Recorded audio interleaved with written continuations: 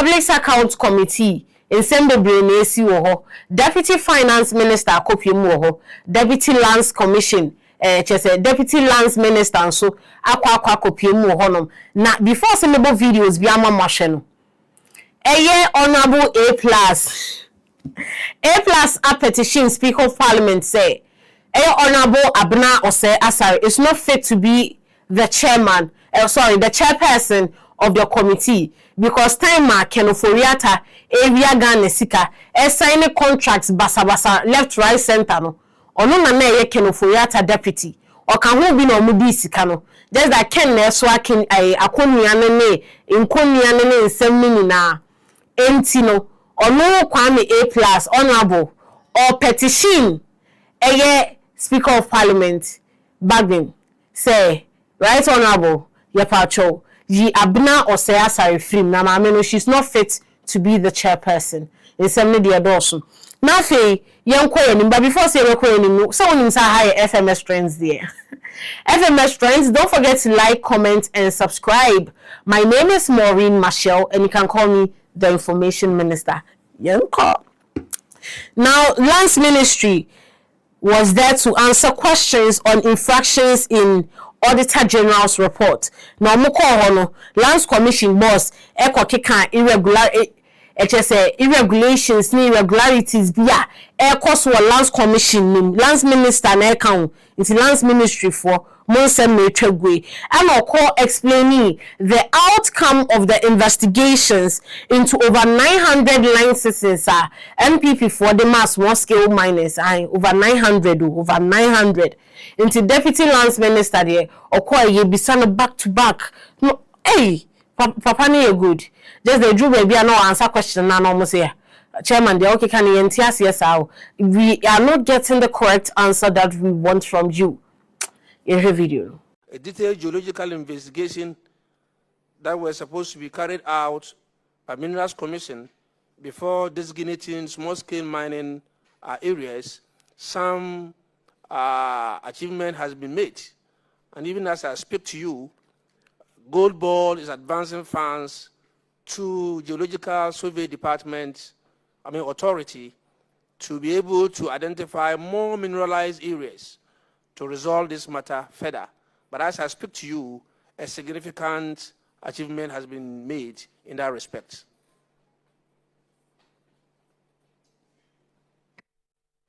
So, out of the 113, how many of these sites have been gazetted? Since you said a significant Indeed, number all of them have been gazetted. It's fully implemented. If you look at the reports that we have here. I was expecting you to share it with us because for the public, I don't think most of them will have the reports. So that's why I asked the question, giving you that opportunity to share with us. Yeah, so, Chair, this is the report that you hold there. And so all those that have been fully implemented have been ticked. And so if you go through, you realize that this particular infraction is being ticked as yes, fully but, implemented. We are also sharing this with the public. That is why I'm asking, if truly it's been done, can you please go ahead and confirm? Yes, so for instance, we have a community called Accra Town, 0.20 size of land has been geologically identified and worked on, and that is around Wasa East. You have Ajuma DM, which is also 31.24 at Asunafun South. You have Akaso, which is 50.35, Amanse Central, Adanse South, and Obuasi Municipal Assembly. Then you also have Bomfa, which is 22.9 at the Jesu Joabin. And then you have Wumase, which is 40.11, and so on.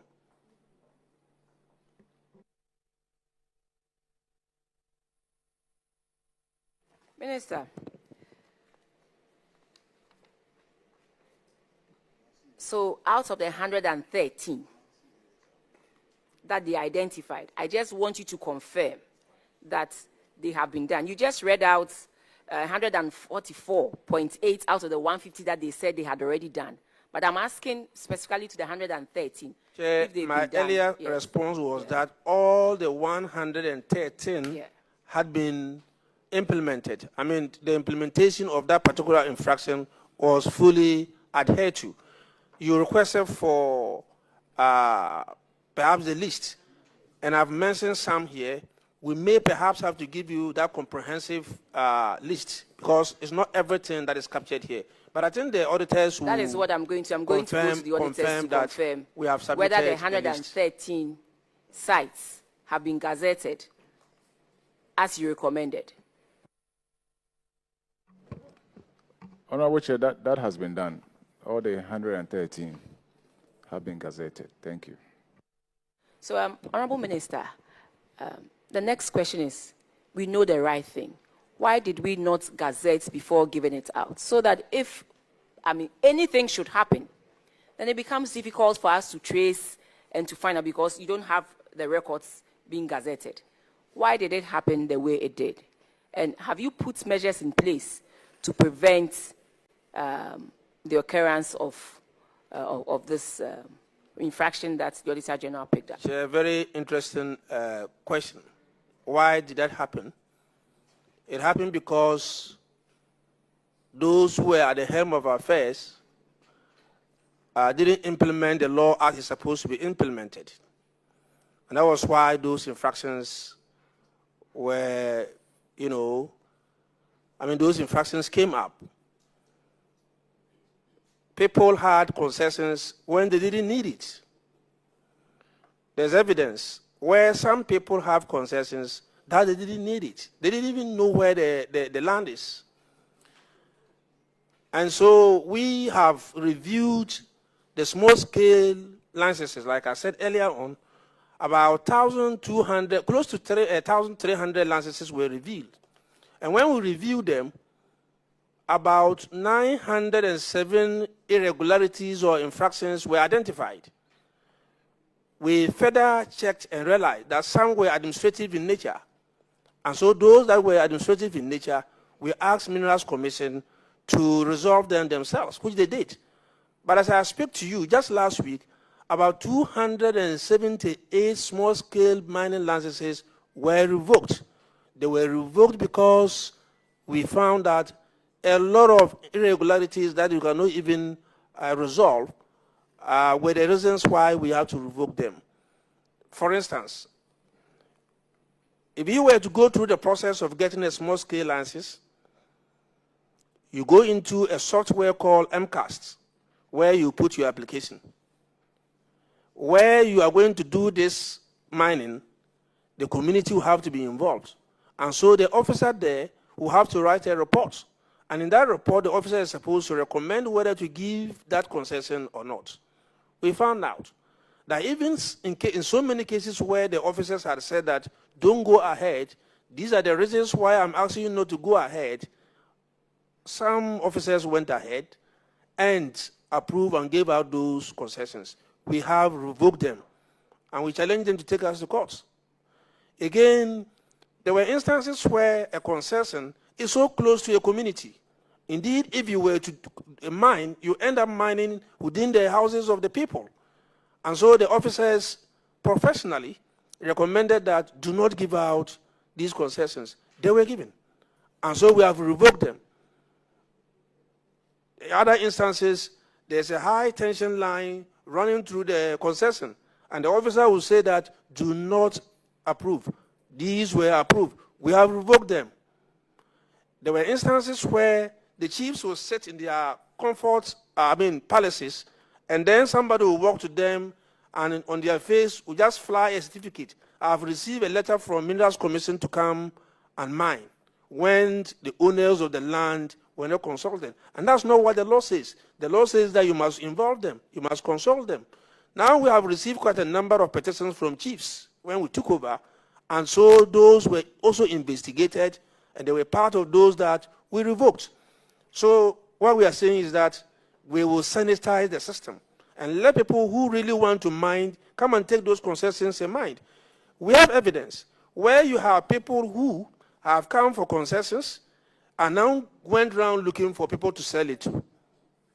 That is not what we are. Nti ye twaso no Deputy Finance Minister nso kopie mu ohonum na nya asem ketwo about sikebi ana was a SSNIT chiama NPA just asem na dane basabasa and Osei obey Deputy Finance Minister no asem na sa trinity bio they are working on it say last I was a SSNIT chia scandal because cause problems ema omu ena yesan so ebisa no question we about Fees and Charges Act no chairman so omo working on it parliamentary union kwa kra de almost had the Adenibeba Parliament for approval and in your money. Hey, thanks, room. Chairman, Mr. Chairman, I will speak briefly about it and will defer to the CEO for NPA to also add some if he so wishes.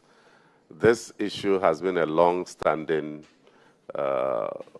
issue between the NPA and SSNIT. And over the years, SSNIT has refused to make payments to NPA. This year, the issue was brought to our attention, and so I had a meeting between the director MD for SSNIT and the CEO for NPA, and we had some resolution. SSNIT over the years has maintained that unlike the Tier 2 and Tier 3 pension funds, that are licensed by NPA, SSNIT is a legal creation. And so they felt that they did not have to pay the fees to NPA. But NPA has been providing services regulating the entire pension architecture. And so we had a fruitful meeting. And even though SSNIT maintained that the 2.5% of their previous year's administrative expense is quite high, they are willing to pay something. So we have agreed, and this year SSNIT has made 2 payments, first quarter, second quarter payments to NPA. And so there is some kind of resolution so far, even though they are not getting the full amount that they would have loved to get, the 2.5 that amounts to the 18 million plus that you are talking about. But we have some kind of understanding. I think in the first quarter they paid 1.7 million. They've paid another 1.7 million in the second quarter. They will continue to make those payments. So that is the progress we have made so far. Thank you, Mr. Chairman. Now, Honorable Abna Osei Asare, Sa MP Kroya, Kwame A+ Akwa Petition, Speaker of Parliament say, she's not fit to be the chairperson because Kenoforiate discan, onini medi, or not any deputy, or pro-empio, onini medi scan. This woman asked a very important question. Now, for actually, I'm not going to be maso. Omo tenoma hasema Deputy Finance Minister ene ne nko for metna committee nanim no omo beka question obisa ne say he should share the current strategy that the finance ministry is putting in place to help the current government when it comes to economics. Aye ene omo planning ni bibia no e dey na current finance ministry omo ye dey aboa NDC aban. When it comes to economics, yesikasem as a country, bibia fasikasem hubiano. Na muntia asem kan. Sir, is this part of the Fees and Charges Act? It is. And thankfully, you are reviewing the Fees and Charges Act.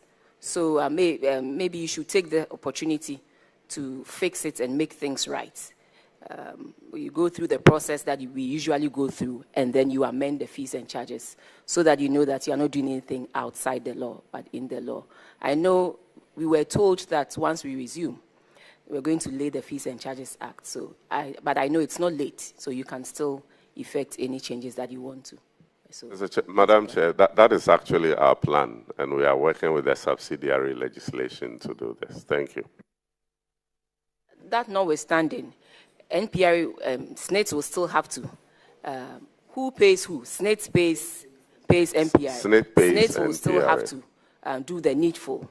And so and something that can also enable NPA carry out its mandate, because it also needs some level of revenue to enable it to carry out its mandate. So as for SSNIT paying something, yes, but it should be commensurate with the kind of activities that NPRA takes. That will not also jeopardize the payment of SSNIT contributions to beneficiaries. So we should look at that.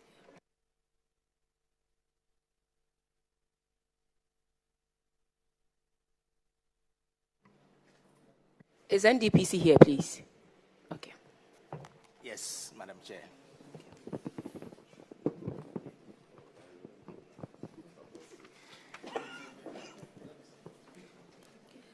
This relates to your financials. But before I go to your financials, share with us your current strategy and what you are doing to help the current government in place to fulfill its mandate in terms of the economic planning issues. Yeah.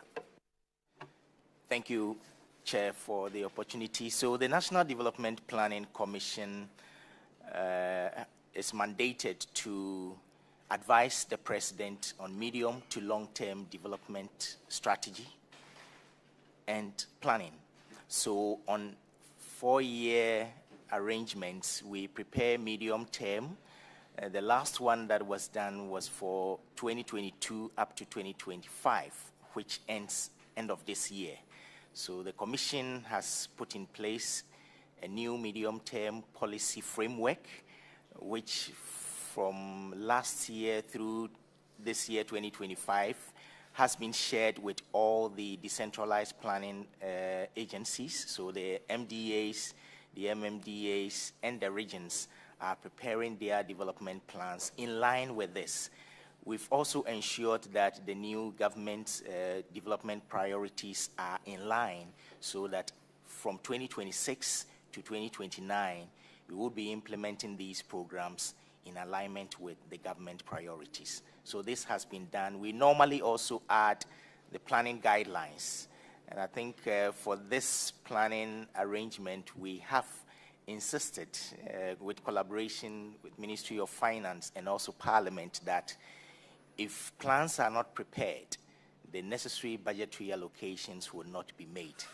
And we are not just looking at having the plans prepared, but also certified, so that through the certification process, we will ensure a strong and effective alignment between what the planning authorities will be doing and what, as a nation, we also need to do. And that is what we are doing this year. Thank you. Thank you. And Minister, I will want to use this opportunity to thank the Economic Committee of Parliament for the role they have played in ensuring that all covered entities submit their plans to NDPC. They made a profound statement that if you don't have a plan and you bring your budget here, Parliament will not approve your budget. And so when we were having budget hearings, we ensured that all the covered entities present their plans. We even withheld their third quarter allotments, that until you submit your plan for it to be certified by NDPC, you will not get releases, because the budget must emanate from the plan. If you don't have a plan, on what basis what are you annualizing? And so far the collaboration is working, and I can say that for the first time we have all covered entities rushing to NDPC, and NDPC have also been very, very supportive. I was told that they were working 24/7 to make sure that they work on the plans and submit same to us. And so that progress is being done. Since we are here on NDPC, I think it is important that we talk about the recent infrastructure plan that the NDPC launched.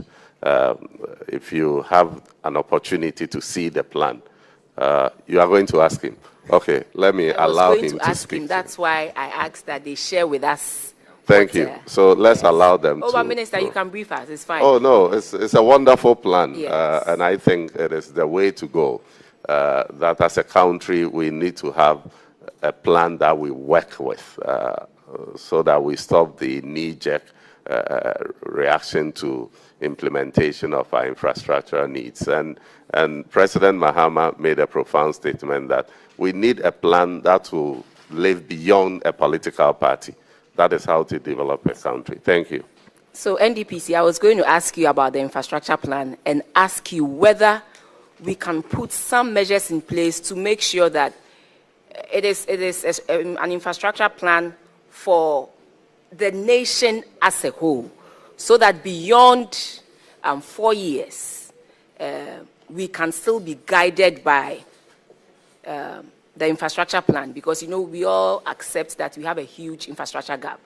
And so I was going to ask you to share that with us. And also, what are your thoughts, what are your sentiments that beyond the 4 years, can this infrastructure plan live the test of time? That's what I was going to.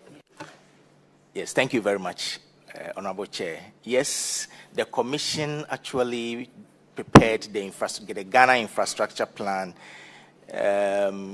2017-2018. So effective 2018, the infrastructure plan has been under implementation.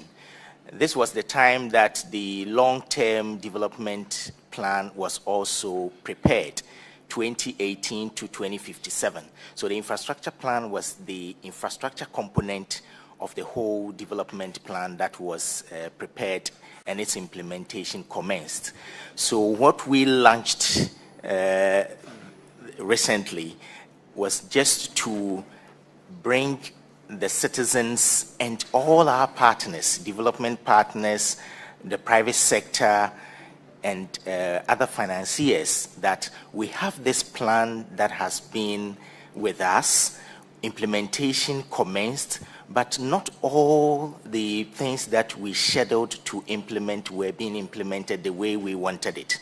And so, to go strictly by that infrastructure plan, we want to ensure that the plans that are being prepared now for implementation, the infrastructure components will stand out, and then the schedule for implementation, the financing arrangements and all that will be analyzed critically, scheduled, spaced, and also sequenced in a manner that we would not default on the critical things that need to be implemented.